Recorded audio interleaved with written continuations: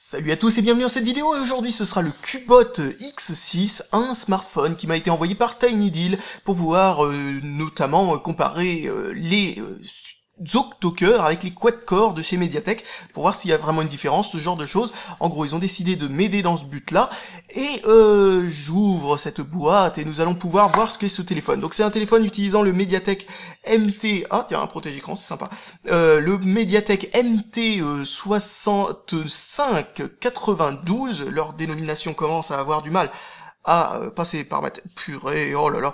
Alors ça a été envoyé par DHL, et DHL, ils ont tendance à, comme vous le voyez, faire n'importe quoi avec les trucs. Regardez-moi ça, c'est plein de rayures. On se demande pourquoi. Donc voilà, heureusement c'est un protège-écran.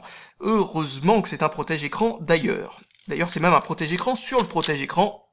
C'est parfait. Heureusement qu'ils ont tendance à bien faire leur boulot sur ces sites internet. Ils posent un protège-écran, ce protège-écran est fait en grande partie surtout pour le transport en fin de compte. Donc voilà à quoi ressemble le téléphone, plutôt classe. Il est fait de la marque Cubot, ou je sais pas si vous avez envie de la prononcer Cubo à la place, mais enfin voilà, une marque sympatoche, que je ne connais pas plus que ça pour l'instant. Ce sera l'occasion de pouvoir mettre les mains sur mon premier téléphone de cette marque.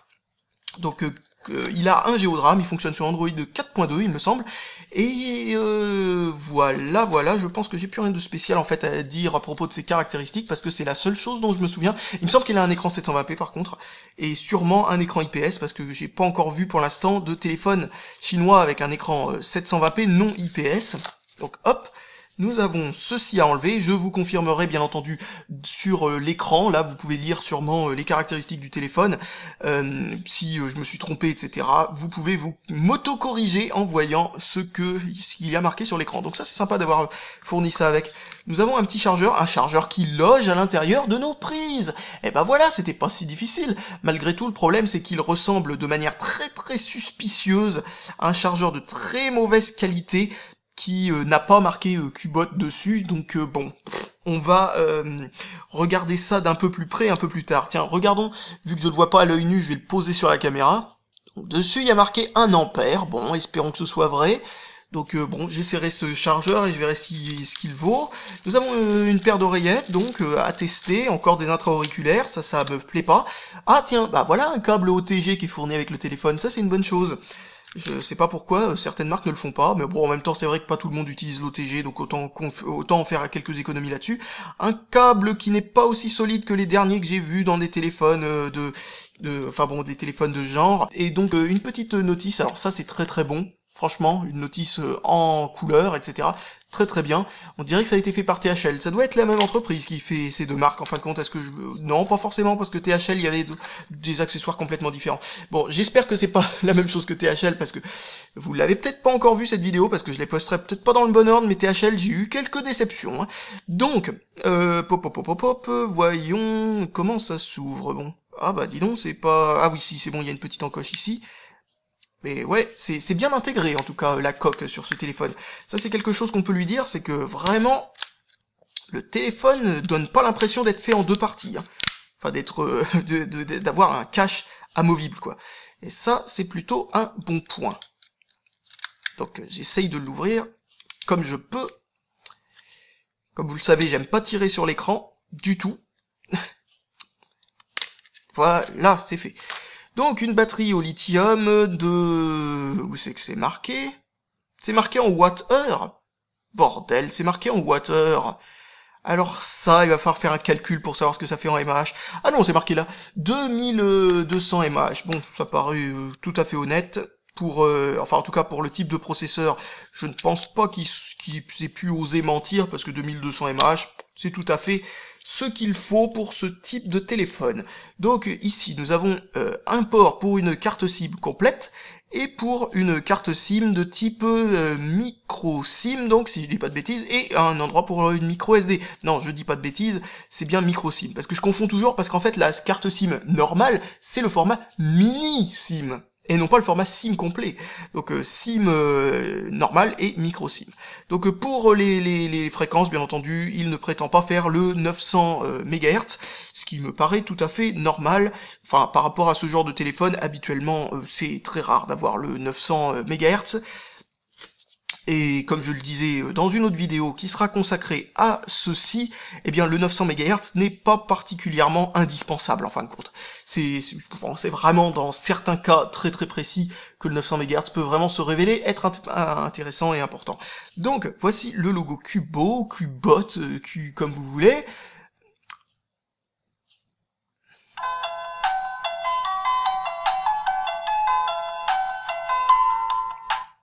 Ah bah purée, c'est peut-être un peu long, non je sais pas ce qu'ils en pensent, les constructeurs, mais là quand même, ça me paraît un petit peu long. Oh, surcouche. Donc, c'est... Bon, oula. Pourquoi il m'a sauté de... Oula. Va pas me dire que c'est DHL qui m'a bousillé l'écran tactile, parce que ça serait totalement possible, hein. Alors, tac, tac, tac... Ça fait vraiment des trucs bizarres. Va falloir que j'essaye de voir avec... Ou alors c'est juste l'animation qui est très confuse. Mais en tout cas, c'est très bizarre. C'est très très très bizarre. Regardons maintenant l'utilisation comme ça pour voir ce que ça donne. Ok, bon, d'accord. Là. Ok.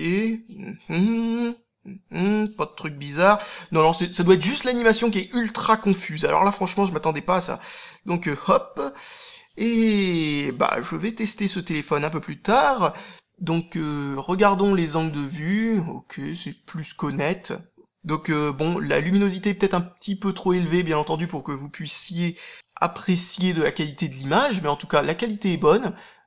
Voilà, vous voyez peut-être mieux maintenant. Donc la réactivité a l'air d'être excellente. Enfin, de ce que j'en ai vu jusque-là dans mes pérégrinations qui pour l'instant se résument à pas grand chose, mais vraiment, ouais, non, la réactivité est très très très bonne. La réactivité est vraiment vraiment excellente. En tout cas, ça me rassure sur le MTK 6592, parce que sincèrement, avec un autre téléphone que j'ai essayé il y a quelques temps, c'était pas ça, hein. La réactivité était immonde. Ok, bon bah j'ai plus qu'à paramétrer tout ça et je reviendrai vers vous un peu plus tard pour tout simplement vous faire le point complet sur ce téléphone et vous montrer ses performances, etc., etc. Et je ferai sûrement aussi une autre vidéo avec un benchmark de ce processeur pour une fois que j'ai un exemplaire, enfin plutôt disons un exemple qui se trouve être représentatif des processeurs octo-cœur de chez Mediatek. Alors pour me rassurer, j'ai installé une multi-touch tester pour voir si l'écran tactile avait un problème ou non. Mais logiquement, il n'en a pas, hein, c'est vraiment juste le launcher qui a un problème. Et pour en être certain, j'ai donc installé multi-touch tester et regardé s'il n'y avait pas une zone morte quelque part, un truc qui cafouille, parce que ça, des fois, c'est ce qui se produit, et c'est pour ça que ça ferait des lags de genre, des trucs bizarres comme ça.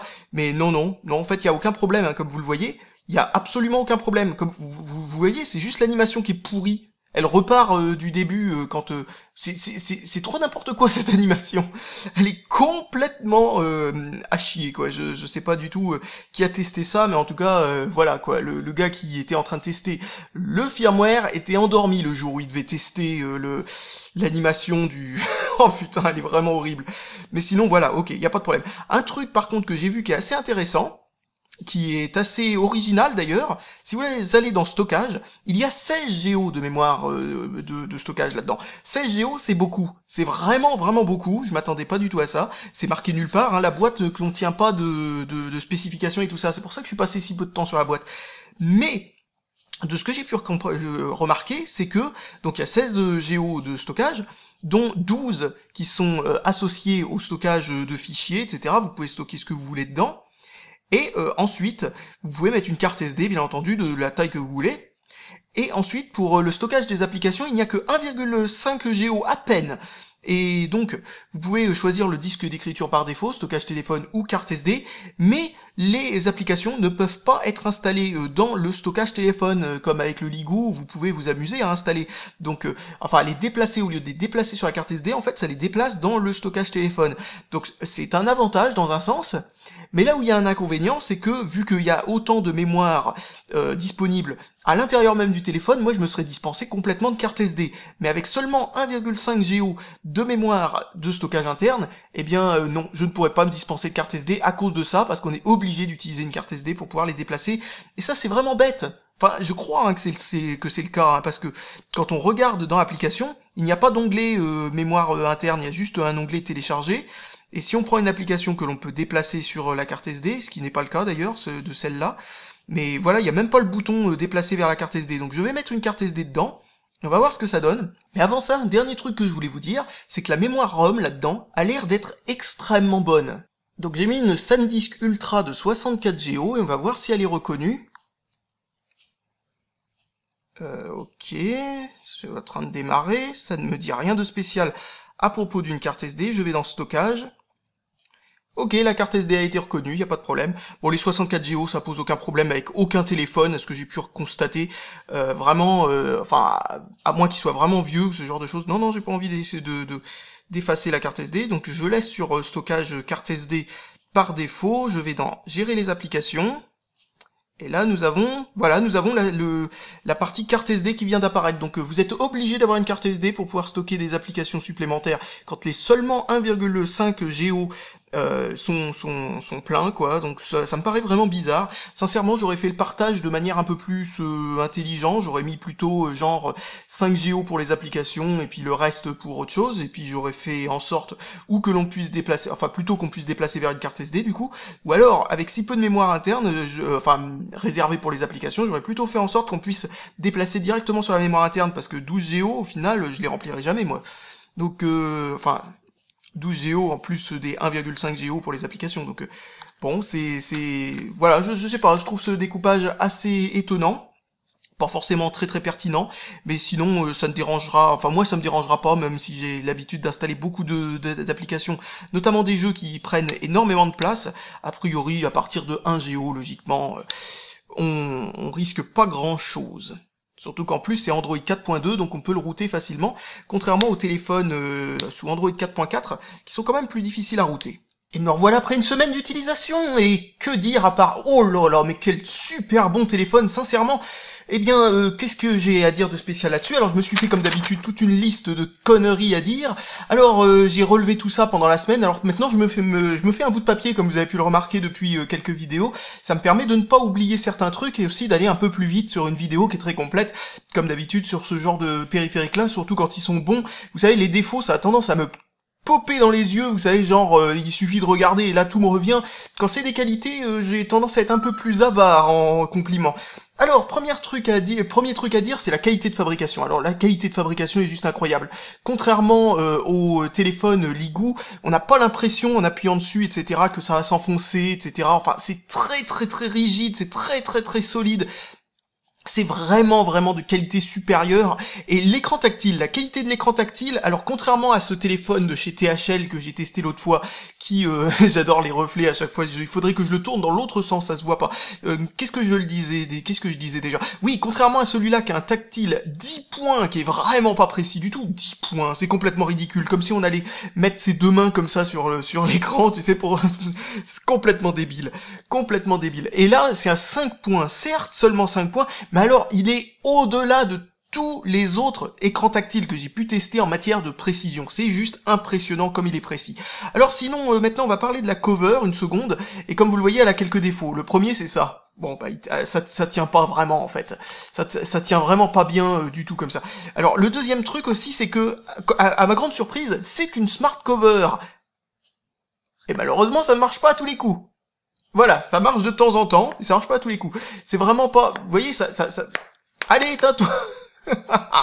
C'est vraiment de la crotte. Sincèrement, ça c'est les trucs que je peux dire à propos de ce téléphone, c'est que ce téléphone coûte pas trop cher, c'est dans les 130 € pour un téléphone octo-cœur, c'est pas trop cher du tout, sur toute cette qualité de fabrication là, 130 € donc environ. Et qu'est-ce que je disais? Oui, le téléphone est d'une qualité juste, mais ça m'a surpris, mais dans tous les sens quoi. C'est vraiment un excellent, vraiment produit à chaque fois enfin bon, c'est pas du tout le même genre que bon, c'est à peu près la même qualité de fabrication que celui-là, mais bon, avec, enfin sans les défauts de celui-là, parce que celui-là c'est vraiment une catastrophe en matière de software. Le choix de l'écran tactile était très mauvais, enfin comme je vous l'ai dit, etc. Mais sinon, voilà, donc ce que je voulais dire, si ça me revient, c'est les accessoires. Oui, les accessoires sont pas terribles. Alors, le kit main libre est vraiment pas terrible. La qualité son est vraiment pas géniale, le micro non plus.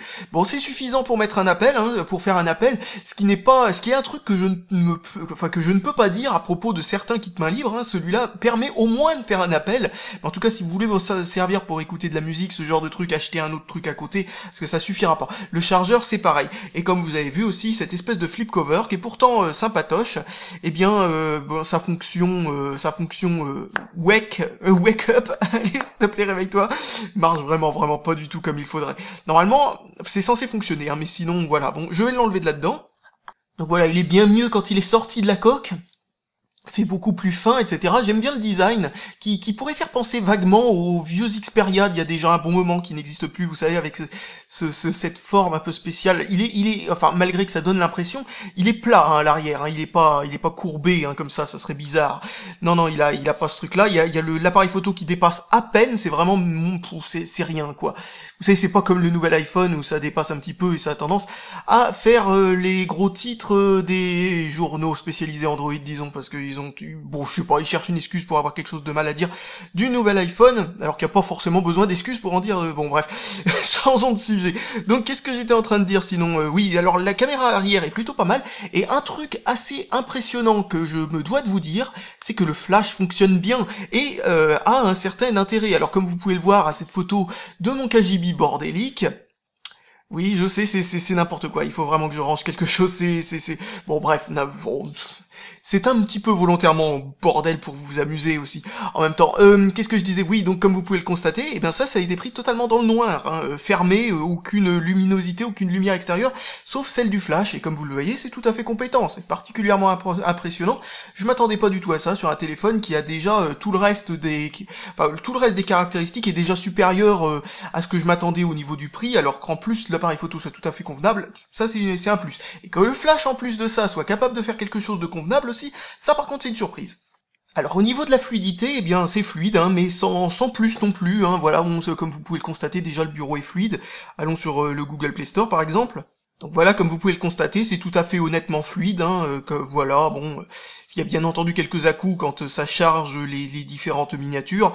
Ça, je pense franchement qu'il faut vraiment avoir une fameuse bête de compétition pour réussir à outrepasser ce genre de légers détails de rien du tout. En tout cas, sincèrement, ça rame pas, ça fonctionne bien, enfin, c'est vraiment, on sent qu'il est performant ce téléphone. Parce que c'est un processeur, comme je vous l'ai dit, octo-cœur, c'est le MTK 6592, qui est donc, alors certes, il a 8 cœurs, ce qui est pas forcément utile dans tous les cas, mais c'est utile dans certains cas. Par exemple, le navigateur internet, Chrome notamment, est capable d'utiliser tous les cœurs en même temps pour charger les pages, donc ça c'est un plus. Je m'attendais pas à ce que 8 cœurs soient utiles, mais un autre truc, c'est que quand les 8 cœurs sont pas forcément utiles, la fréquence est plus haute, la consommation est plus basse, largement plus basse. Ça, on y revient un peu plus tard. Et qu'est-ce que je voulais dire sinon à propos de ça? Oui, il y a aussi le GPU qui est bien meilleur parce qu'il a 4 cœurs au lieu de 2 déjà, et la fréquence est au lieu de 500 MHz, 700 MHz, et au lieu d'être un Mali 400, c'est un Mali 450. Et ça se ressent dans les jeux. Hein. Dans les jeux, c'est vraiment largement supérieur à ce qu'on peut avoir avec un MTK 6582 par exemple. C'est vraiment beaucoup mieux pour les jeux. En fait, on peut dire pratiquement que ce téléphone est littéralement largement adapté aux jeux. Pas besoin d'acheter un truc haut de gamme pour avoir un processeur qui est largement suffisant pour jouer à des jeux vidéo sur Android. Donc revenons vers l'autonomie. Donc comme je le disais, l'autonomie est très bonne. Là, on est dans les 4 à 6 heures d'utilisation par rapport à ce que vous faites au niveau du GPU et du CPU. C'est-à-dire qu'en gros, si vous faites un jeu qui utilisera à la fois le GPU et le CPU, vous êtes plutôt dans les 4 heures. Sinon, vous êtes plutôt dans les 6 heures, lecture vidéo, ce genre de choses. Sinon, pour la mise en veille, en veille, c'est au moins 100 heures, avec, comme d'habitude, mes 4 adresses email, Twitter, Facebook, Google+, etc., qui tournent en arrière-plan, ce genre de choses. Et malgré tout, à peu près 100 heures de veille. Pour ce qui est des MP3, enfin de la lecture musicale, écran éteint, c'est plus de 24 heures, comme d'habitude. Je fais plus de mesures précises pour l'autonomie en lecture MP3, parce que, sincèrement, c'est inutile, vu le nombre d'heures qu'on a. Pour ce qui est du temps d'appel, c'est au moins 6 heures, peut-être 8, peut-être 10. Ensuite, est-ce que j'ai fait le tour Alors en veille en Wi-Fi, en veille en 3G, c'est la même chose. Et je pense que voilà, pour l'autonomie, vous avez à peu près tout ce qu'il y a. En gros, c'est vraiment pas un problème l'autonomie sur ce téléphone-là. En tout cas, pour une personne normale qui utilise pas son téléphone comme outil de travail, on va dire. C'est-à-dire en gros, l'écran allumé pendant 4 heures par jour. C'est-à-dire quelqu'un qui fait rien d'autre que d'utiliser son téléphone pratiquement, et ou que vraiment a de longs trajets en voiture ou je sais pas quoi, en bus ou peu importe, qui doit compenser par ça et qui a vraiment rien pour le recharger dans la journée. Mais sinon voilà, franchement, sincèrement, cette autonomie est vraiment excellente. Autant avec le Ligoo Lead One, il y avait peut-être un petit problème d'autonomie, enfin pas un petit problème d'autonomie, disons, ça pouvait être un peu juste pour certaines personnes. Là, sincèrement, je pense pas du tout que ce soit un problème. Alors un truc qui m'a surpris et que vous avez sûrement vu dans la première partie de la vidéo, il vient sans aucun bloatware, c'est-à-dire qu'en gros il n'y a pas de programme installé par défaut. Rien, même les trucs de Google sont pas installés par défaut, c'est-à-dire même Gmail il me semble n'était pas installé dessus, même YouTube, Google+, Chrome n'était pas installé, enfin voilà, en gros si on veut des différents trucs en plus, c'est bien, si on veut avoir ces différents programmes Google, il faudra les installer à partir du Google Play Store, ce qui n'est pas du tout un problème, et c'est au contraire un avantage pour certaines personnes qui n'aiment pas avoir plein de saloperies installées par défaut et savent pas trop bien quoi en faire. Tiens, d'ailleurs, un truc que je vous ai montré dans la première partie de la vidéo, c'était vous rappelez l'animation qui foirait complètement quand je faisais ça. Eh bien, vous voyez que maintenant l'animation n'a plus aucun problème. En fait, il lui fallait une 3e page d'application pour que ça fonctionne bien. Et par défaut, il y a tellement peu de bloatware qu'en fait, il y a que 2 pages d'application. Alors l'animation, je sais pas pourquoi, bug quand il y a que 2 pages. Donc il faut qu'il y ait obligatoirement un minimum de 3 pages d'application pour que ça fasse pas cet effet bizarre qui m'avait donné l'impression que l'écran pouvait avoir un problème. Alors qu'au final, c'est au contraire l'un des meilleurs écrans tactiles que j'ai pu avoir sur un téléphone chinois depuis toujours en fait. Alors il est compatible OTG, le GPS est rapide et plus ou moins convaincant, c'est-à-dire qu'il n'est pas non plus d'une précision, vous savez, genre au mètre près, mais il fonctionne tout à fait honnêtement. Sinon, dans la catégorie des plus ou moins défauts qu'il peut y avoir, ça manque de place un petit peu pour les applications, c'est-à-dire comme vous avez pu le remarquer dans la première partie de la vidéo, encore une fois, il y a une partie de 1,5 Go pour installer les applications, puis le reste c'est pour du stockage. Il faut obligatoirement ajouter une carte SD si on veut déplacer des trucs sur la carte SD, ce qui est à la fois un défaut et un avantage. Mais voilà, comme vous pouvez le constater, ça, voilà, 1,5 Go, quand on a 16 Go de ROM, sincèrement, j'aurais préféré que ce soit découpé différemment, genre qu'il y ait 4 Go pour les applications, là, franchement, ça aurait été... Bon, c'est pas un problème pour beaucoup de gens, hein. Et il est compatible avec les SDXC, comme vous le savez, c'est-à-dire les 64 Go et plus, pour les cartes micro SD, donc il y a absolument aucun problème au niveau de ça. Un autre petit détail, c'est qu'il n'y a pas de LED de notification, un truc qui clignote quand vous avez reçu un message, ce genre de truc, on le voit quasiment jamais sur les téléphones chinois, je comprends pas très bien pourquoi. Et le dernier truc, c'est que, a priori, il aura jamais de mise à jour vers Android 4.4 et il fonctionnera tout le temps sur 4.2. C'est un avantage dans un sens aussi, parce que si vous comptez le router, au moins vous êtes sûr que le route va pas sauter, et vous saurez facilement comment le faire, parce que sur Android 4.2, le root est assez facile à faire, alors que sur Android 4.4, c'est un petit peu plus difficile. Donc voilà, j'ai fait le tour de ce que j'avais pris comme note. Maintenant, ce qu'on va faire, c'est que on va revenir à nos différents petits jeux pour essayer de voir ce qu'il y a de spécial. J'ai installé plein de jeux, plein de programmes, etc. qui sont pas tous installés en ce moment même sur le téléphone, hein. J'ai alterné les trucs, j'en ai effacé quelques-uns. Non pas parce que je manquais de place, mais parce que c'était des trucs qui n'avaient aucun intérêt. Mais sinon, qu'est-ce que je voulais dire à ce propos? Oui, alors on verra dans une prochaine vidéo les benchmarks sur le processeur utilisé là-dedans. Et donc, qu'est-ce que c'était déjà comme jeu que tout le monde me demande déjà? C'était, il me semble, Asphalt 8. Alors cette fois-ci, on va faire attention aux paramètres qui sont pris en compte actuellement dans le périphérique, parce que en gros le truc c'est que on a beau le démarrer par défaut, etc. Ce programme-là, il ne se règle pas sur la même qualité d'affichage, quel que soit le téléphone que vous utilisez. Alors bien entendu, il a un accéléromètre, mais il ne me semble pas qu'il y ait un gyroscope. Alors, on va cliquer ici. Ah oui, quelque chose que les gens me demandent souvent, je vais regarder ça tout de suite d'ailleurs, mais il me semble que ce téléphone le fait, c'est-à-dire qu'en gros, à mon avis, il fait la radio en le branchant à un kit main libre. Ça, c'est un truc que j'ai pratiquement jamais vu de téléphone chinois ne pas le faire, donc ça serait étonnant qu'il ne le fasse pas. Mais si ça se trouve, c'est le seul qui ne le fait pas, justement. Parce que, bon, c'était le cas de tous les autres. J'essaye de trouver... Ouais, comme vous pouvez le constater, il y a un truc qui s'appelle d'ailleurs émission FM au lieu de réception FM, je sais pas trop pourquoi. Enfin, en tout cas, oui, il fait la FM via un kit main libre sans aucun problème. Mince, je me gourre, je retourne vers le mauvais truc. Donc, revenons à notre jeu, du coup. Donc, la qualité de l'affichage, ça se trouve ici. Alors, comme vous le voyez, la qualité visuelle est mise en moyenne. On va d'ailleurs la mettre en élevé pour voir ce que ça donne. Et a priori, il n'y a rien d'autre à modifier pour la qualité visuelle là-dedans. Donc, hop. Tac. A priori, il faut redémarrer le jeu, si j'ai bien compris. Ah, il se redémarre tout seul. Ok, d'accord. Ok, d'accord. Bon, bah, on va voir ce que ça donne en qualité élevée. En tout cas, en qualité moyenne, si c'était la même qualité que celle qui était sur le Ligou Lead 1 et 2, et bien, la vitesse d'exécution était encore plus rapide. Enfin, c'était beaucoup mieux. On va reprendre le même circuit que la dernière fois. Toc, hop, on lance la course, et on va voir ce que ça donne. Alors là, c'est en qualité maximale du jeu, donc je sais pas du tout si ça va être aussi fluide. En tout cas, ce que je sais, c'est que vraiment, jusque-là, en jeu, j'ai jamais eu de problème, hein. J'ai pu tester quelques jeux, même pas que quelques. Donc comme vous voyez, c'est ces petits crans-là qu'il n'y avait pas quand on était en qualité normale. Donc en gros, la fluidité est à peu près la même, sur l'intro en tout cas, que sur le Ligou Lead 1.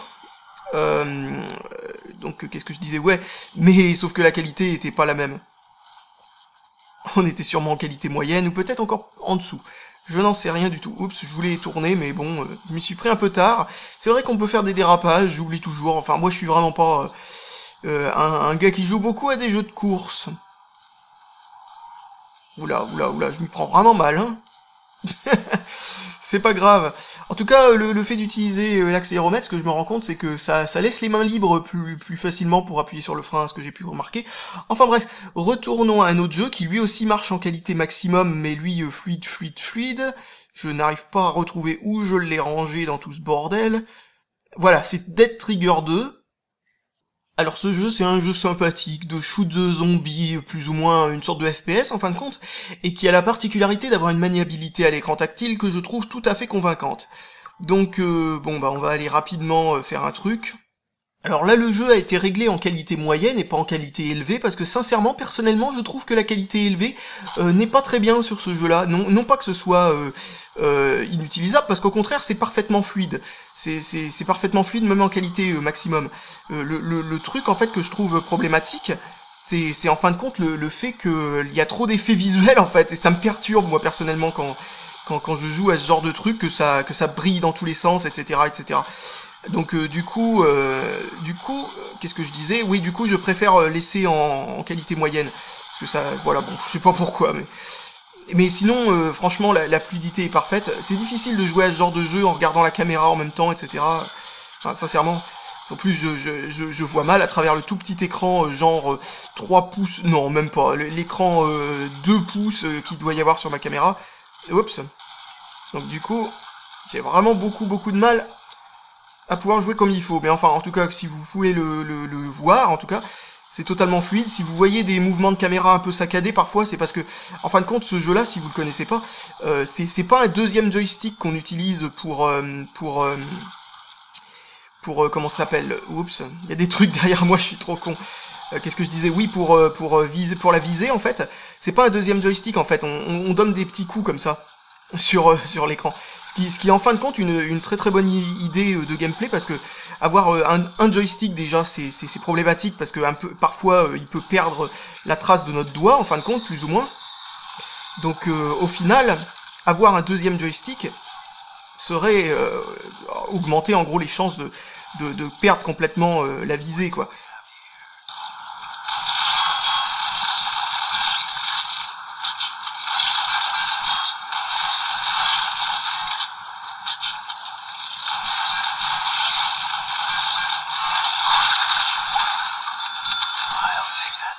Donc voilà, ce téléphone en jeu est vraiment très agréable. Alors il chauffe un tout petit peu ici, hein, comme les autres, hein, en fait. J'ai oublié de vous le préciser la dernière fois, mais au final il chauffe pas plus malgré les performances bien supérieure sur ce téléphone-là que sur les Ligou, etc., eh bien, il chauffe de la même façon. Mais ça veut dire quand même qu'il chauffe pas mal, hein, c'est-à-dire que c'est tiède.